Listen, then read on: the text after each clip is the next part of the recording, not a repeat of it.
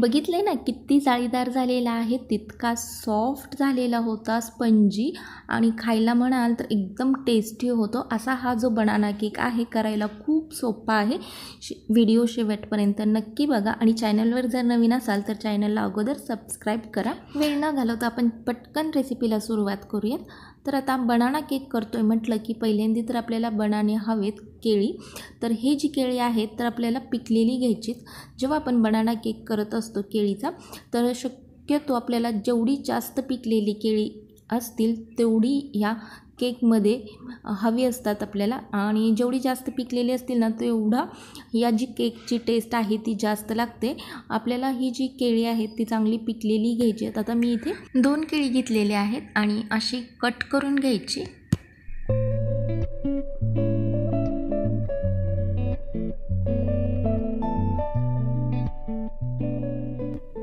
केळी कट केल्यानंतर अशा पद्धतीने चमच्याने किंवा पटॅटो मॅशरने मॅश करून घ्यायचं.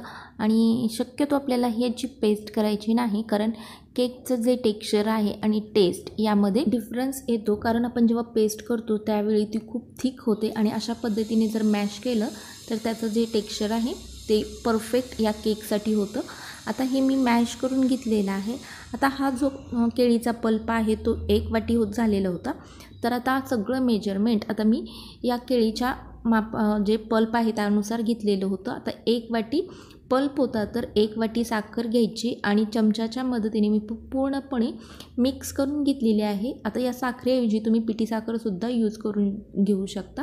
आणि या इथे आता मी 3 टेबलस्पून आपलं जे व्हेजिटेबल ऑइल आहे ते टाकलेलं आहे. आता हे जे तेल आहे ना, अनफ्लेवर्स ज्याला टेस्ट नसते ती घ्यायचं. शक्यतो आपल्याला जे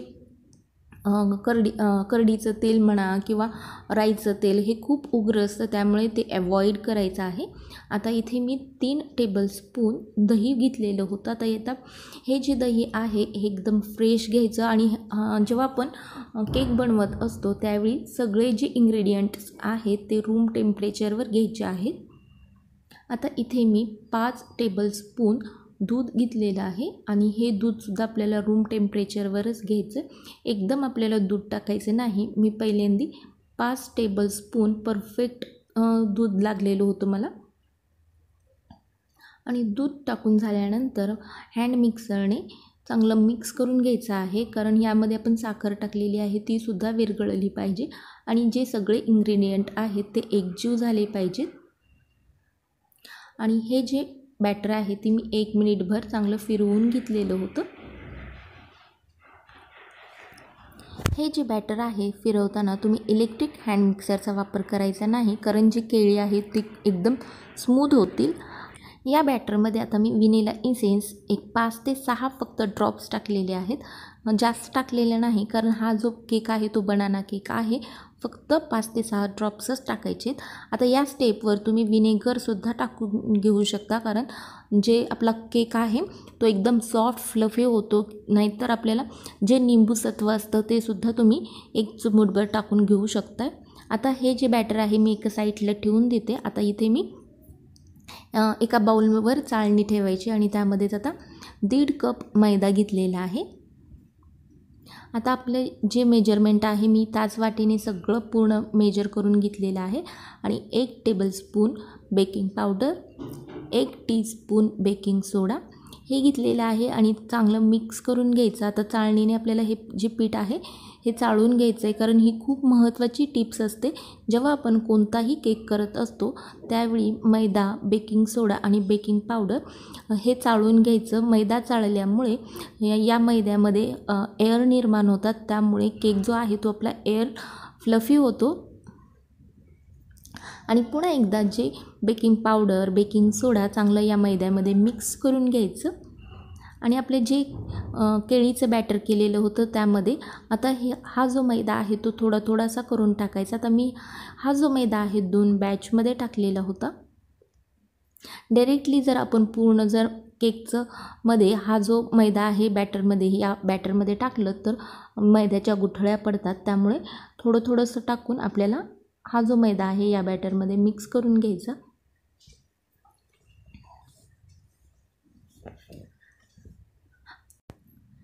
बनाना केक बॅटर आपल्याला हलक्या हाताने मिक्स करून घ्यायचं आहे आणि तुम्ही पाहू शकता मी खूप हलक्या हाताने हे मिक्स करून घेत आहे.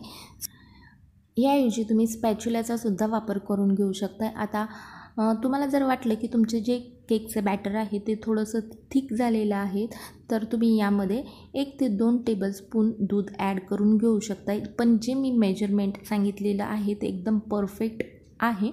तरी इथे तुम्ही पाहू शकता जे केकचं बॅटर आहे ते एकदम परफेक्ट झालेलं आहे आणि एकदम फ्लफी झालेलं आहे, कारण आपण यामध्ये दही टाकलेलं होतं, बेकिंग पावडर आणि बेकिंग सोडा टाकल्यामुळं हे जे केक बॅटरमध्ये एअर निर्माण झालेले आहेत. आता इथे मी बदाम टाकलेले होते, याऐवजी तुम्ही अक्रोडसुद्धा टाकून घेऊ शकता.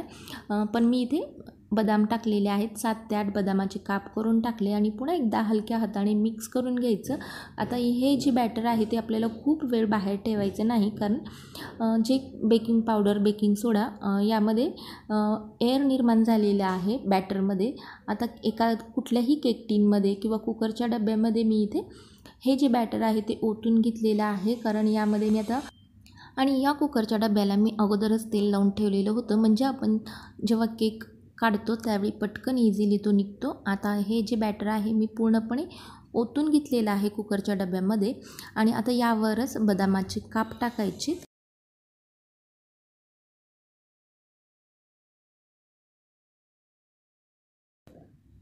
आणि हे जे कुकरचं भांडं आहे किंवा कुठलाही केक टीन आपल्याला अशा पद्धतीने टॅप करून घ्यायचा, म्हणजे एअर रिमूव्ह होतात. आता हे जे केक टीन आहे ते आपल्याला मी इथे जे पातेल्यामध्ये एक स्टँड ठेवलेलं होतं आणि हे 15 मिनिटासाठी फ्री हीट करायला ठेवलेलं होतं, म्हणजे मीडियम गॅसवर गरम करायला ठेवलेलं होतं. आणि आता पूर्णपणे हा जो गॅस आहे ते मी कमी केलेला आहे आणि अशा पद्धतीने झाकायचं आणि एक 30 ते 40 मिनिटं कमी गॅसवर शिजवून घ्यायचा.